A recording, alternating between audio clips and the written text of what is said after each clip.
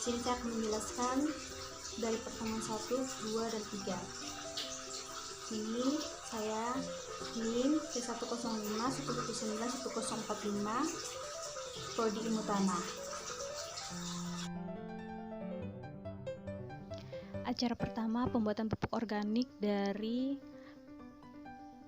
serasa daun. Di sini alat dan bahan. Yang pertama ada pH meter, yang kedua itu ada kantong plastik ukuran 40 x 50 cm atau karung. Yang ketiga ada pisau atau parang, yang keempat termometer, yang kelima skop atau cangkul, yang keenam kertas label, yang ketujuh alat tulis, yang ke-8 botol pengocok, yang ke-9 plastik ukuran 15 x 10 cm. Alat dan bahan ada bahan kompos atau serasa daun, yang kedua ada ema, yang ketiga pupuk kandang, yang keempat air, yang kelima kapur. Di sini bisa kita lihat cara kerja. Sekian dari acara pertama. Saya ucapkan terima kasih. Lanjut perhitungan mingguan.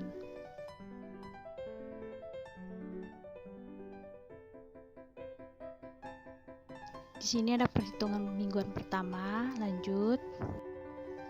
Minggu kedua, lanjut. Minggu ketiga, lanjut. Minggu keempat.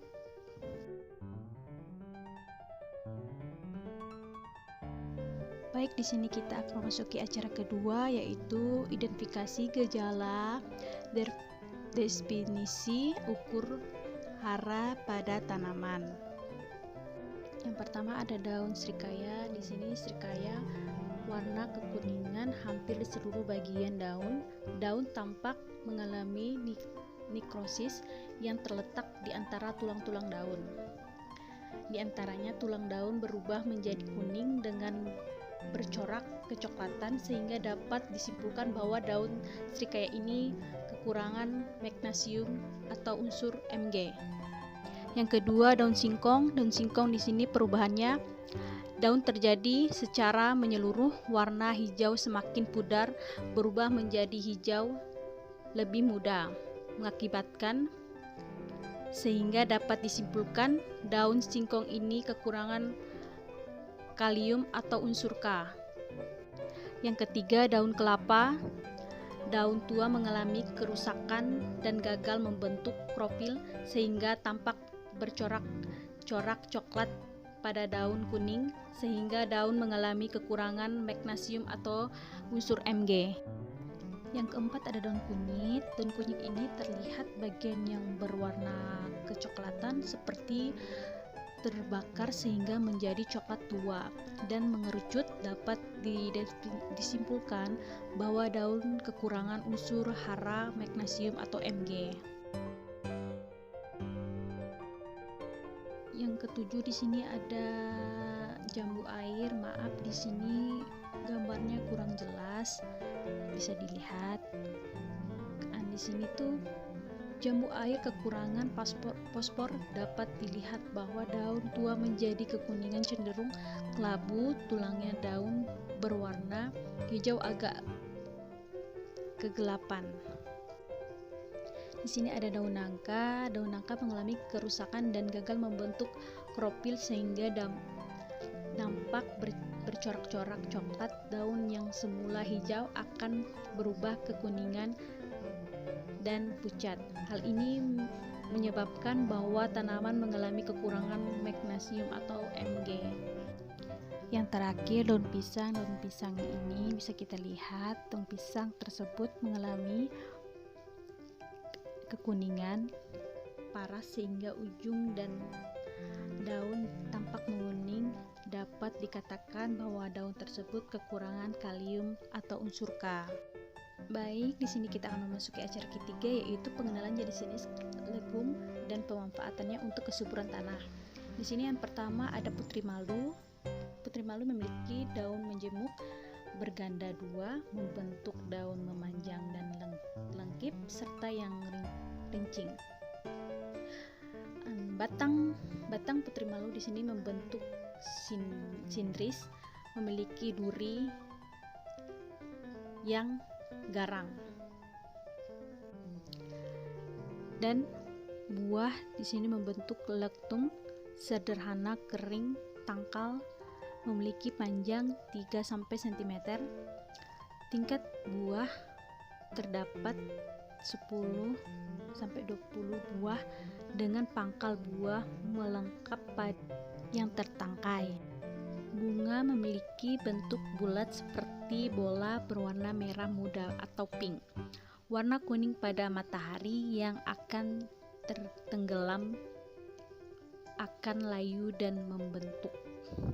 Di sini yang kedua ada daun kelor. Kita bisa lihat dari gambar di situ. Daun kelor ini memiliki buah panjang berbentuk segitiga dan membulat dengan panjang sekitar 20 sampai 60 cm. Yang ketiga di sini ada ketapang Cina. Ketapang Cina memiliki daun besar dengan bentuk bulat telur yang letaknya di hadapan satu sama lain dan bersirip genap. Bentuk buah berupa buah polong, bersayap dan pipih. Yang keempat di sini bunga telang. Bunga telang termasuk daun tidak lengkap karena tidak memiliki upih daun, hanya memiliki tangkai dan helai daun. Di sini ada bunga turi. Bunga turi menjemuk sederhana, panjang daun 15 sampai 30 cm, menyirip ganas dari 12 sampai 20 panjang anak daun, bertangkai pendek, helai anak daun yang memanjang tetapi rata-rata panjang 3 sampai 4 cm, daun lebar 20 cm. Bunga turi tersebut bertangkai kerucut, berbentuk sabit, panjang 5 sampai 10 cm. Yang nomor 6 di sini ada kacang panjang. Kacang panjang berbentuk silindris, cenderung lilin, struktur tegak, buah polong dan pipih berwarna hijau panjang, bunga berwarna putih kebiru-biruan, bentuk seperti kupu-kupu, memiliki tiga mahkota. Yang ketujuh di sini ada kedelai. Bunga kedelai termasuk bunga yaitu seperti bunga alat jantan dan alat betina.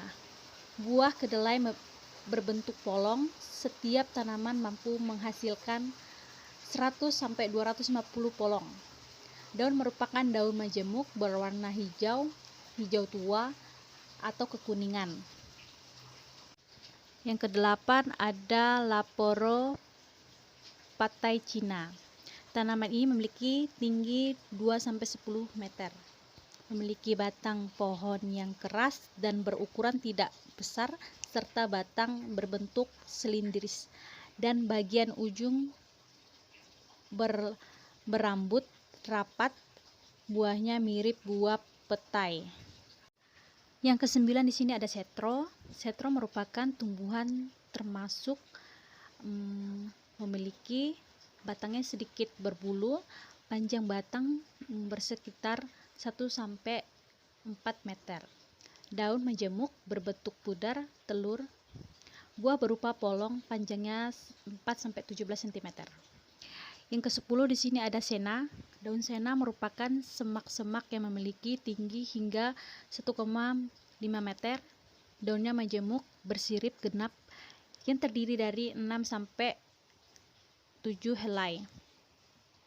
Yang ke-11 di sini ada cali andara.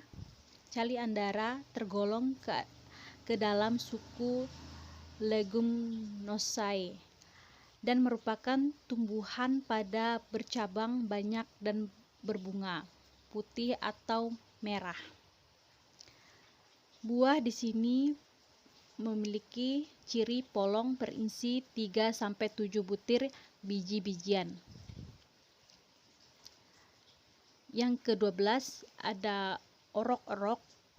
Orok-orok memiliki bentuk paku.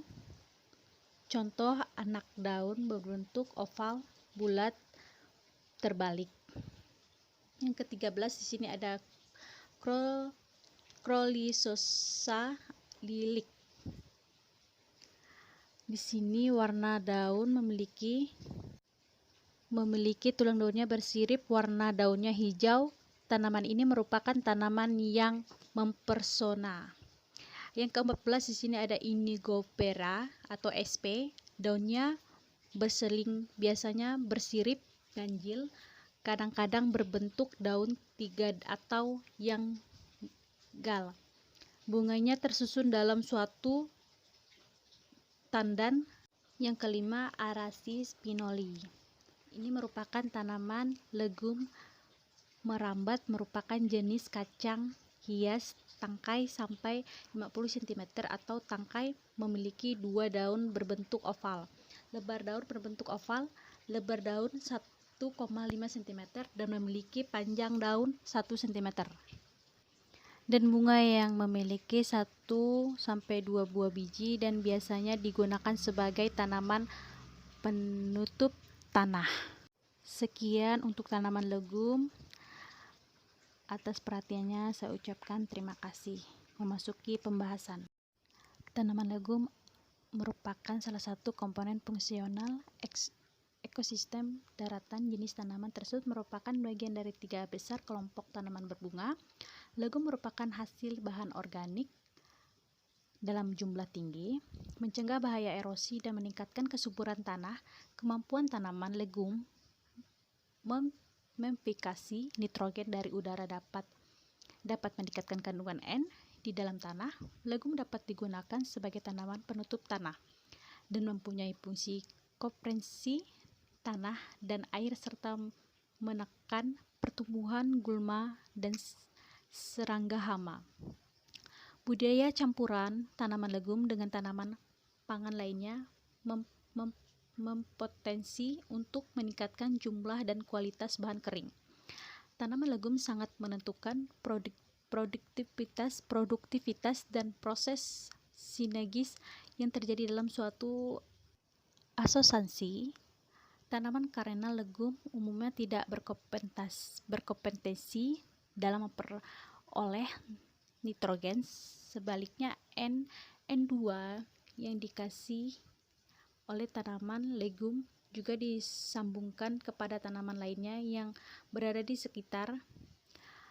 Nitrogen yang dapat dilakukan oleh tanaman legum secara langsung maupun tidak langsung kepada tanaman lain di sekitarnya memungkinkan pertumbuhan tanaman yang berdekatan dengan legum untuk pertumbuhan dengan lebih baik.